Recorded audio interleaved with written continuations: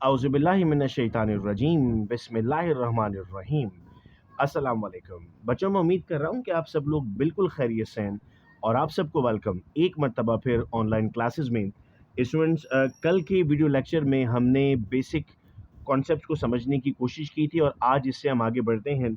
Online MCAT classes का आगाज़ किया जा चुका है जिसमें एडमिशन्स इस वक्त ओपन हैं 0309677677 पर आप रब्ता कर सकते हैं। कल भी हमने ये बात बताई थी कि एक वीक की डेमो क्लासेस हैं, इसके बाद आपकी पूरे पैकेज की फ़ीस 4000 रुपीज़ है, जिसमें आपको तमाम सब्जेक्ट्स पढ़ाए जाएंगे और इसी तरीके से तमाम टॉपिक्स आपको क्लियर किए जाएंगे। कल की क्लास में हमने एटम के बारे में पढ़ा। सर, एटम के बारे में पढ़ने के बाद हमने एनाइन, कैटाइन, आइसोटोप्स को समझा, सिमिलैरिटीज़ और डिससिमिलैरिटीज़ पढ़ी, उनके दरमियान डिफरेंट टाइप्स पढ़ी और हमने एंड किया मोल और एवोगैड्रोस नंबर पर। और लास्ट जो टॉपिक हमने समझा था वो एवोगैड्रोस नंबर था। इसके बाद बेटे हम आज की क्लास में आगे प्रोसीड करेंगे। नेक्स्ट टॉपिक जो हम अपना स्टार्ट करने जाएंगे वो है स्टिचियोमेट्री। और स्टूडेंट्स याद रहे कि बग़ैर कैलकुलेटर के स्टिचियोमेट्री को सॉल्व करना और इन फैक्टर्स को समझना बेहद ज़रूरी है। आइए हम जानते हैं। सर, सबसे पहले हम कहते हैं हम जो हेडिंग समझने जा रहे हैं, स्टिचियोमेट्री में हम कैलकुलेशंस पढ़ते हैं जिसमें मास वॉल्यूम और वॉल्यूम आता है। याद रहे कि इन इक्वेशंस के लिए को समझने के लिए, स्टिचियोमेट्री को पढ़ने के लिए इक्वेशन का बैलेंस होना बेहद ज़रूरी है। सबसे पहला रूल होता है हमारा इक्वेशन को बैलेंस करना। हम पढ़ते हैं यहाँ पर मोल रेशियोज में, तो कहा जाता है sir mole ratio means the ratio of number of moles of reactant taking part and the number of mole of product form. यानी टोटल नंबर ऑफ रिएक्टेंट मालूम किए जाएंगे और टोटल नंबर ऑफ प्रोडक्ट मालूम किया जाएगा, जिसके लिए मैंने आपको कहा कि इक्वेशन का बैलेंस होना बेहद ज़रूरी है। इस वक्त हम देख रहे हैं C3H8 है। अगर C3H8 को मैं नाम देना चाहूँ तो ये बेसिकली प्रोपेन है। इसको जब ऑक्सीजन से रिएक्ट करेंगे तो कार्बन डाइऑक्साइड और वाटर बनेगा। याद रहे मेरे बच्चों कि जब कभी किसी भी हाइड्रोकार्बन को, चाहे वो अल्केन हो, अल्कीन हो, अल्काइन हो, यानी methane, ethane, propane, butane, pentane, hexane, ethene, ethyne, propyne, कोई भी हो, जब उसको आप रिएक्ट करते हैं ऑक्सीजन से तो आपके पास कार्बन डाइऑक्साइड और वाटर बनता है। यहाँ 3 हाइड्रोजन है, 3 कार्बन है, या 3 कार्बन हो गए। यहाँ 8 हाइड्रोजन है, यहाँ 4 2 8 हो गया। यहाँ 5 2 10 है, तो यहाँ पर 3 2 6 और 6 + 4 10 हो गया।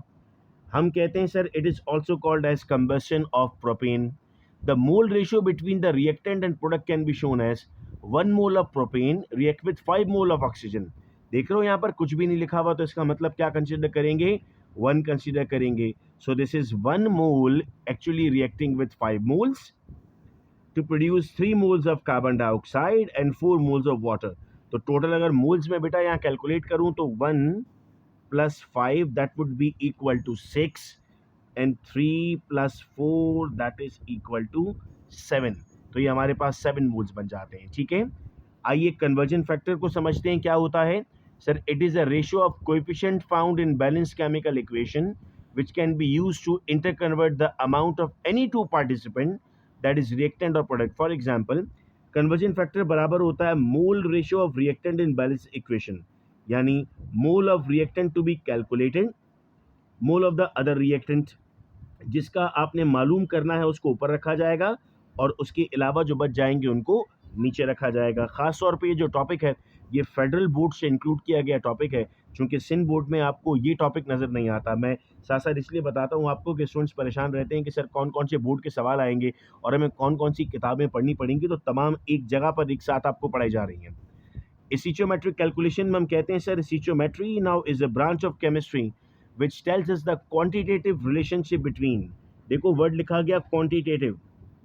मैं आपको बताऊं जो पीएमसी ने सैंपल पेपर्स दिए थे 2021 में, उसमें पहला सवाल इसकी डेफिनेशन था कि ये कौन सा रिलेशनशिप होता है, क्वांटिटेटिव या क्वालिटेटिव। तो अगर डेफिनेशन याद होगी तो हम बता सकेंगे sir it is quantitative relationship between the reactant and product in a balance chemical equation. बार बार ये बात कही जा रही है कि the equation must be balance.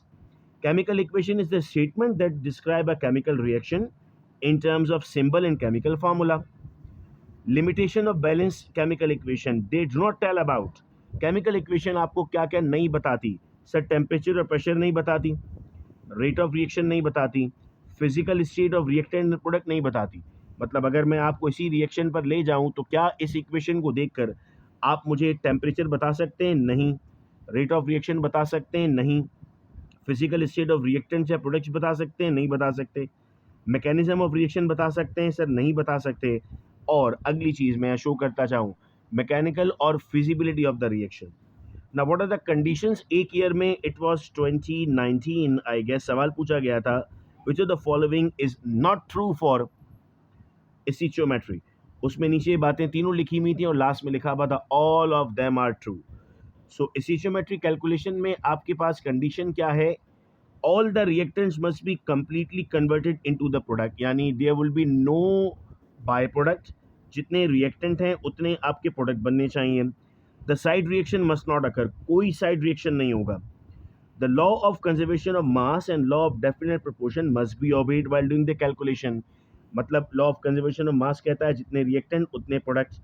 Law of definite proportion कहता है कि अगर वाटर का फॉर्मूला H2O है तो कहीं भी वाटर बनेगा उसका फॉर्मूला H2O रहेगा। ये नहीं हो सकता कि वाटर का फॉर्मूला चेंज होकर H2O2 बन जाए। हाँ, ये हाइड्रोजन पर है, ये वाटर है, दोनों के डिफरेंट फॉर्मूलाज हैं। हम कहते हैं sir the following type of relationship can be studied with the help of balance chemical equation.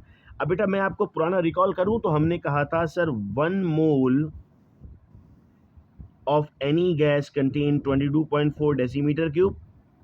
ये बात पढ़ी थी हमने। जी सर, ये बात पढ़ी थी हमने। इसके अलावा हमने ये भी पढ़ा था कि सर हमारे पास नंबर ऑफ मोल का फॉर्मूला क्या होता है। तो आपने कहा था सर नंबर मोल का फॉर्मूला होता है mass divided by the molar मास। ठीक है बेटा। अब यहाँ देखिएगा जरा, हम कहते हैं sir 2H2 plus O2 will give 2H2O2। ये कितने मोल हैं? 2 मोल्स हैं। ये कितने मोल हैं? 1 मोल है। ये कितने मोल हैं? 2 मोल हैं। 1 मोल ऑफ ऑक्सीजन का आपके पास मास कितना होता है? हम कहते हैं सर, हमने पढ़ा था अगर 1 मोल है तो जो मॉलिक्यूलर मास है वही मास इन ग्राम है। ये बात पढ़ी थी हमने। तो O2 का मास होता है 32, तो मास भी यहाँ कितना आ गया? 32 आ गया। यहाँ पर 2H2O है सर, एक H का 1 है तो ये 2 इंटू 2 4 हो गया, तो ये 4 ग्राम हो गया। फिर हमने ये भी पढ़ा था कि sir 1 mole of any substance contain 22.4 dm cube. तो हम यहाँ पर कहेंगे सर अगर 2 मोल है तो 44.8 हो जाएगा, 1 मोल है तो 22.4 रहेगा, 2 मोल है तो 44.8 हो जाएगा। तो ये जो कैलकुलेशन इस वक्त हमारे सामने आ रही है ये किस पर डिपेंड कर रही है? ये number of moles per depend कर रही है। मैं उम्मीद कर रहा हूँ कि ये बात हम सबको क्लियर है। अब हम आते हैं बेटा अपनी कुछ और डेफिनेशंस पर। तो हमने कहा सर स्टिचोमेट्री में एक हमारे पास होगा मास मास रिलेशनशिप, जिसमें हम कहेंगे sir if we are given the mass of one substance we can calculate mass of the other. Mass mole relationship, if we are given mass of one substance we can calculate the mole of other. Mass volume, अच्छा अब ये जो वाला part है ये भी आपको सिन text book board में नहीं मिलेगा। वो बच्चे जो आखान की प्रिपरेशन कर रहे होते हैं उन्हें फेडरल से पढ़ना पड़ता है, तो उन्हें इस तरह से एडिशनल चीज़ें बताता रहूँगा कि ये हम जो एक्स्ट्रा चीज़ पढ़ रहे हैं ये आपके सिन बोर्ड में नहीं है। मास मास रिलेशनशिप है, मास वॉल्यूम रिलेशनशिप है आगे। सो मास मोल क्या होगा या मोल मास क्या होगा? मास दिया जाए मोल मालूम करें, या मोल दिया जाए मास मालूम करें। मास वॉल्यूम क्या होगा? सर मास दिया जाए वॉल्यूम मालूम कर लें। मोल मोल रिलेशनशिप अगेन ये सिंटेक्स बुक बोर्ड में नहीं है, ये एडिशनल है। If you are given the mole of one substance we can calculate the mole of other. उम्मीद कर रहा हूँ कि यहाँ तक की डेफिनेशन भी समझ में आ रही है। और ऑनलाइन लेक्चर्स का एडवांटेज ये है कि जो बात ना समझ में आए हम उसे एक मरतबा दोबारा भी सुन सकते हैं। मोलर वॉल्यूम क्या था sir? 1 mole of any gas at STP, that is standard temperature and pressure, occupies a volume of 22.41। वैसे हम 22.4 कहते हैं, एक्चुअल वैल्यू 22.414 है। This volume is called as molar volume. ठीक है भाई। So mass of a gas can be converted into its molar volume at 0 degree centigrade और 1 atm। It means आपके पास अगर 22.4 dm क्यूब है तो 1 मोल है, और 1 मोल के मॉलिक्यूल कितने होते हैं? सर हम जानते हैं कि 1 मोल के मॉलिक्यूल होते हैं 6.0 x 123। 2009 का क्वेश्चन था कि आपके पास हाइड्रोजन गैस का नंबर ऑफ पार्टिकल कितने होंगे। तो भाई आपके पास अगर हाइड्रोजन गैस 1 मोल आ रही है, वो क्वेश्चन एक्चुअल ये था, मैं आपके सामने लिखता हूँ, 2 ग्राम ऑफ हाइड्रोजन, इसमें कितने आएंगे आपके पास? क्वेश्चन था बेटा 2 gram of H2 contain how many molecules. तो देखो H2 का मतलब मॉलिक्यूलर मास 2 हो गया, और 2 आपके पास ग्राम दिया हुआ था, तो मोल आपके पास 1 आ जाएगा। जब मोल हमारे पास बेटे 1 आएगा तो हमारे पास आंसर क्या हो जाएगा, 6.02 एक्सपोनेंट 23 मॉलिक्यूल। सो हम डायरेक्ट लिख सकते हैं, तो जनरली हम यहाँ पर एक फॉर्मूला बना लेते हैं कि volume of a gas is equal to moles multiply by 22.414। So volume of oxygen क्या हो जाएगा, mass in gram upon the molar mass multiply by 22.4 DM cube. Next बेटा फिर हमारे पास टॉपिक आता है limiting reactant. Sir limiting reactant क्या होता है, मैं आपको अगर आसान लफ्ज़ों में समझाऊं तो ऐसा रिएक्टेंट जो मुकम्मल कंज्यूम हो जाए, जो कम नंबर में हो, जो ख़त्म हो जाए, उसे कहते हैं limiting reactant. So limiting reactant is a reactant that control the amount of product form in a chemical reaction due to being less than the required amount, जो कम होगा। इसकी डेफिनेशन में हम कहते हैं sir, it is a reactant that produce least number of moles of the product, it is consumed earlier in the reaction. How would you identify? So to identify a limiting reactant, the following three steps are performed. Calculate the number of moles from given amount. Calculate the number of mole of product formed in the chemical reaction.